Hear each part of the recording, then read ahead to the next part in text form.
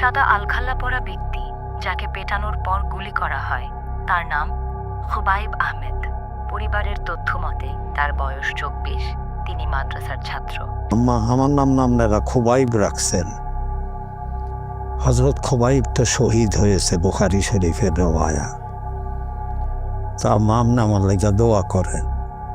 মা দোয়া তো কবুল হয়, আল্লাহ নিয়ে আমার শহীদ করে। মোহাম্মদ শহীদ আরাফাত, তার বড় ভাই আমি হাসান আলী। সে একজন মাদ্রাসার স্টুডেন্ট ছিল। আমরা 2 ভাই 1 বোন। আমার বাবা এই রিক্সা চালিয়ে তাদের সম্পূর্ণ ফ্যামিলি খরচ ওরাই পরিপূর্ণ হয়ে উঠতো না।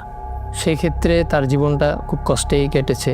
তার ইচ্ছা ছিল সেই কষ্ট থেকে সে বেরিয়ে সে বড় কিছু হবে। তা যখন পদত্যাগের ঘোষণাটা আসে তখন সে আন্দোলন করে থানার সামনে থেকে আসতেছিল। এমন তো অবস্থায় তাকে টার্গেট করে তার পেটের নিচে এখানে গুলি করা হয়।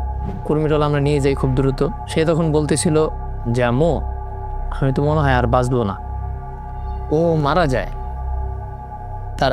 তার 2 দিন আগে আমি ওর সাথে ছিলাম। তখন সে কষ্টে এই কথা বলতেছিল যে ভাইয়া, আমার আর ভালো লাগতেছে না।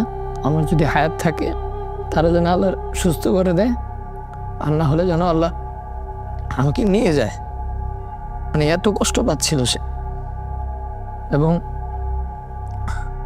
সে তার 2 দিন পরে সে আবার লাইফ সাপোর্টে নিয়ে যায় তাকে। তার কিছুদিন পরে মারা যায়।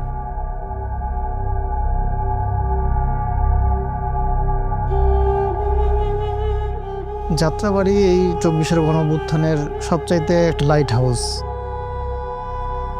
আমরা যখন যাত্রাবাড়ি মোচরের দিকে মিছিলটা নিয়ে আসি, তো ওখানেও ওরা গোলবদ্ধ হয়ে চেয়ার টেবিল ইত্যাদি নিয়ে এবং লাঠি সোটা নিয়ে দেশীয় অস্ত্রসহ তারা ওখানে আমাদের মিছিলটাকে প্রতিহত করে। আমার যে চাবাড়ি দিয়ে কোপ দিছিল, এই কোপটার দাগটা, যখন আমার বাবা 8 তারিখে আমাকে গোসল করে নিয়ে যায়, যাওয়ার পরে যখন গেঞ্জি খুলছিল, গেঞ্জি খোলার পরে যখন পিঠে মাইটগুলো দেখে, আমার বাপ তো গোসল করাবে কি, তখন আমাকে জড়াই ধরে গোসল করার ওখানে কান্না করতেছে যে বাবা তুই কেন গেছিলি।